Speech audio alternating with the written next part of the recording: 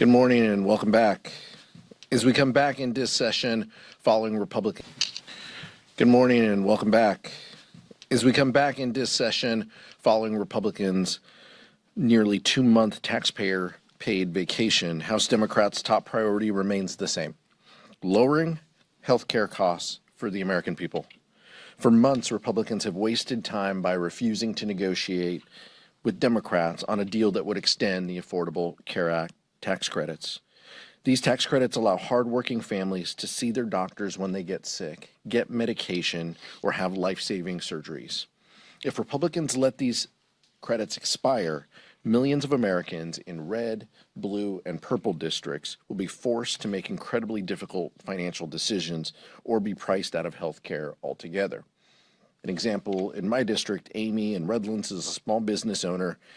She told me that her health care would jump from $650 per month to $2,000 per month. Amy said she doesn't know if she'd be able to afford her living expenses, let alone this increase. Unfortunately, this is not a unique example around the country. As the richest nation in the world, we cannot allow this to happen. For years, Republicans have been hell-bent on repealing the Affordable Care Act, but have no replacement plan. Donald Trump and Republicans have already created a massive health care crisis in this country with their big ugly law, the largest health care cut in the United States history. By failing to extend the Affordable Care Act tax credits, Republicans will only exacerbate this. The time to act is now. We should get going to that. Vice Chair Ted Lieu. Thank you, Chairman Aguilar. So Republicans have continued to attack health care. They passed a law and enacted policies to make health care more expensive. They made deep cuts to Medicaid. There's a $500 billion cut slated for Medicare, and the Affordable Care Act is going to dramatically increase because of Republicans' attacks on health care. Yesterday, a Gallup poll came out showing that this is now weighing on American people's minds in a very big way. Nearly half of the American people, 47%, believe they cannot afford health care next year. And then Gallup asked a second question about drug prices. And 1 in 5 Americans say they or one of their family members can no longer afford prescription drugs. That is the highest that survey has ever recorded since they asked that question. And so we're asking Donald Trump Republicans to get serious and work with Democrats on bringing down healthcare costs instead of increasing healthcare costs. And nothing Republicans are doing this week is going to help reduce the cost of healthcare. We also know that other costs are rising. And so they put out a statistic about consumer price index changes to groceries from January to September of this year. It shows that coffee increased 15.3%, ground beef increased 14.2%, and bananas increased 7.9%. So Trump's tariffs and the rubber stamp Republican House members are increasing costs at grocery stores as well. We recently saw that the Trump administration is going to lower tariffs on some grocery items. That is finally an acknowledgement that Donald Trump has been lying to American people all along. Tariffs, in fact, are not paid by foreign countries. They're paid by Americans. That's why grocery prices have gone up, and that's why they're going to continue to go up, because most tariffs are still on a lot of grocery items and a lot of products.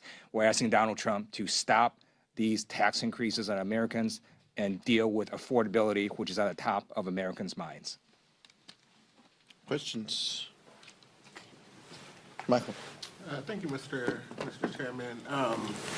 So I know as chairman, you really focus on keeping, family business in-house. You often talk about having family conversations, in caucus meeting. But yesterday on the House floor, we saw, some really intense conversations between, members of the caucus lobbying, their frustration at Congresswoman Marie Gluesenkamp-Perez for the Garcia disapproval resolution. I'm curious, with this vote coming up, is this an episode that House Democrats can naturally move on from and get back to talking about affordability and healthcare and all of the things that you want to talk about? Or will there be some residue that you all will need to work behind the scenes to address before going forward? Well, I always respect that members have different viewpoints on issues. That's the difference between the Democratic caucus and the Republican conference. We're a coalition. We're a community. We're not a cult. We all just don't have one view if one person says we have a view. All that said, we disagree with the resolution that's being offered, and we should be talking about issues that affect the American people, including the healthcare crisis and the affordability crisis that we're in. All that said, this did not come up in caucus. This was not raised by any member in caucus. So we are all on the same page. We know what is in front of us. We also know the ridiculousness of the Republican calendar. They called us back, big show of having 5 days in session this week. We're voting on rehashed items from years past. This is the ghost of Christmas past coming back. CRAs and resolutions that have no basis in helping the American people. That should be our guiding point. That should be the focus of what we are doing here. And I don't think that's lost on the Democratic caucus. We're united. We're focused. We also know that in 50 weeks we'll have a true test of where we are, and we need to keep our eye on that ball and make positive change for the American people, and that can only happen with true accountability and oversight that we will do when we were in the majority. Eric? Can you comment more on this idea of $2,000 rebate checks that they're talking about at the White House? Would you guys support that in any way? I think it's incredibly clear. We have supported rebate checks. We could talk about the child tax credit and making the child tax credit refundable, which is what we did when Democrats were in control. We aren't new to this. There are tried and true strategies that put money in people's pockets quickly, so families can use it. What they are talking now is strictly a diversionary tactic because and a reaction to the past election where they got crushed on affordability, and now they're trying to overcompensate. As the vice chair mentioned, these tariffs are a direct tax on the American people, and now they think the American people aren't paying attention enough to say, oh, well, you're going to give us a small rebate check while charging us thousands of dollars in increased costs. The American people are smarter than that. The American people see through that, and we will continue to talk about the affordability crisis that this president has perpetuated, not inherited. He has perpetuated this by adding costs, adding tariffs to the American people. That is real. That is not theoretical. He is placing these costs on the American people and then taking a small portion of the revenue that's raised and trying to give it to farmers to not be upset with him, or potentially, as you're talking about, giving it directly to the American people to hope that they thank him for it after fleecing them for the past 10 months. Eleanor? What do you make of the reception that the Saudi Arabian Crown Prince is getting in Washington this week? And are Democrats at all concerned about having more nuclear cooperation with Saudi Arabia?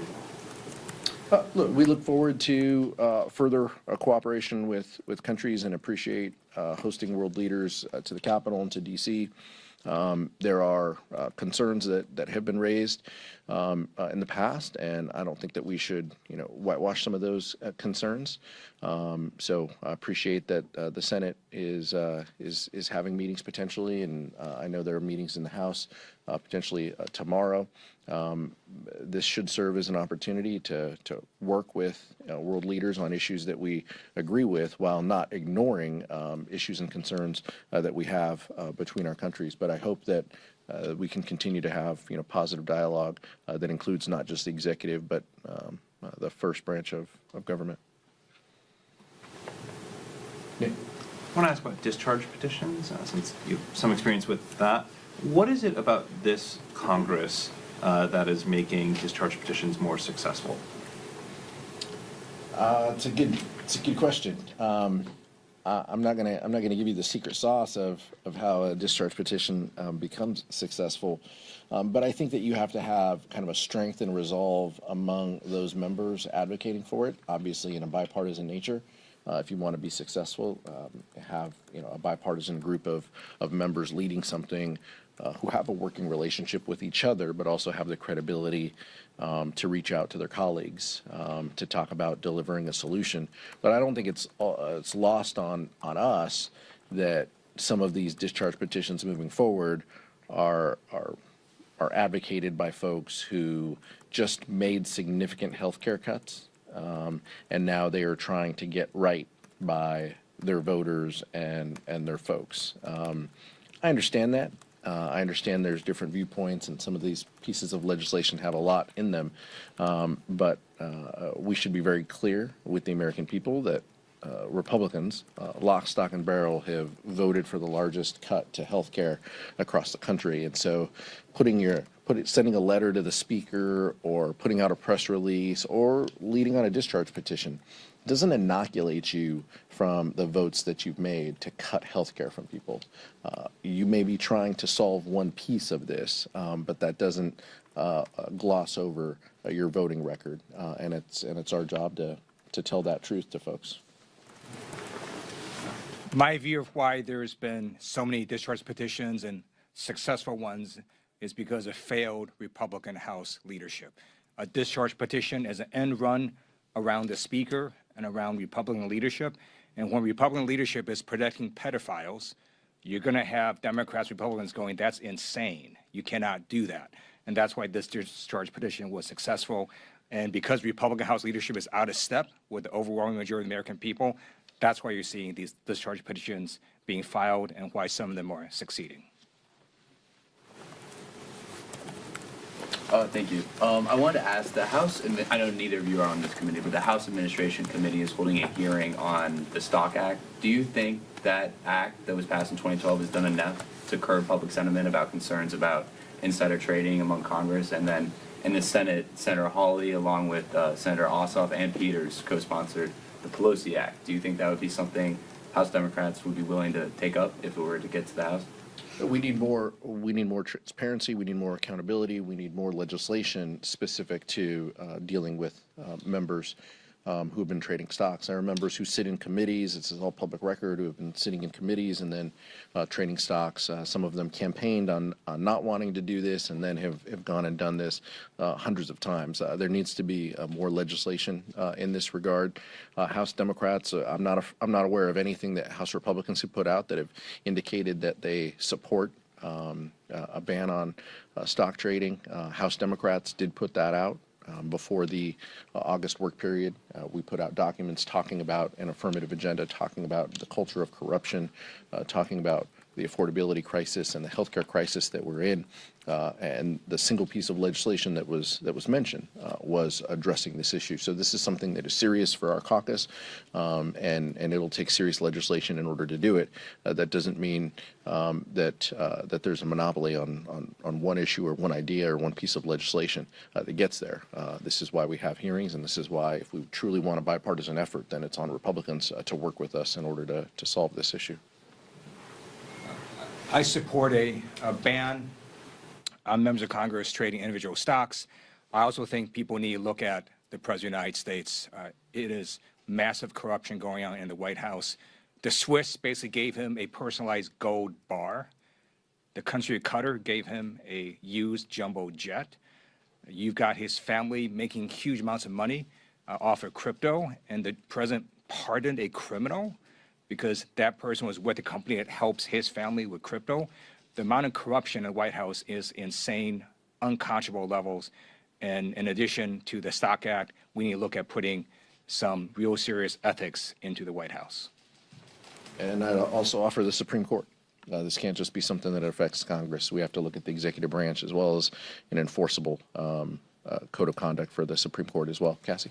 I wanted to ask, kind of piggybacking off of Nick's question about discharge petitions. You know, obviously today we will have this vote on the Epstein files and releasing them. Republican leadership now saying that they aren't whipping one way or another, saying that members can vote their conscience after Democrats have accused them of canceling votes and sending the House home so that this vote couldn't be taken earlier, not swearing in Adelita Grijalva. So what do you make of this about face, and do you directly correlate it with the president's about face on this?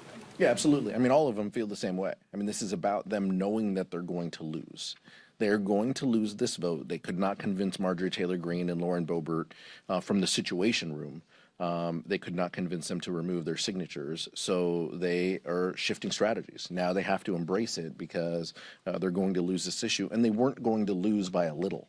They were going to lose by a lot. And I think the president, clearly doesn't want to be viewed as a lame duck or on the losing side of an issue with the Republican conference. And Republicans are probably tired of having to defend the pedophilia that Jeffrey Epstein stood for. And so I think it's clear that their only reason why they're doing this is because they were losing, and so now they're going to try to project that they don't care or that they aren't pushing members. They pushed members. They sent us all home in September. Those are just the facts.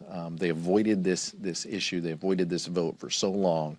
They can't suddenly turn the page and say, "Oh, we're fine with this. We were just kidding." And oh, by the way, let's make it about the policy. And if the president wanted to put the Epstein files out, he could do that tomorrow.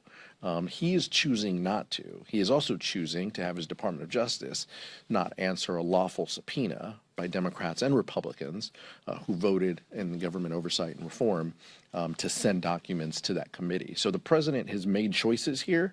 No public statements, no tweets or anything is going to hide the fact that he himself actively does not want these files out. And the American people are going to get to judge why that is. Likely because his name's already been listed over 1,000 times on the emails that have been released. So that's one of the reasons why he doesn't want this out. Chairman Aguilar is absolutely right that the president doesn't want these files out. And one reason we know that is because the president can order these files to be released right now. It's very clear that the Department of Justice acts as Donald Trump's lapdog. He says jump, they say how high, and they've done everything of his bidding. He could just tell the Attorney General to release the files, and she would do it. So the fact that he hasn't done that shows that he is just playing a game. He doesn't really want these files to be released.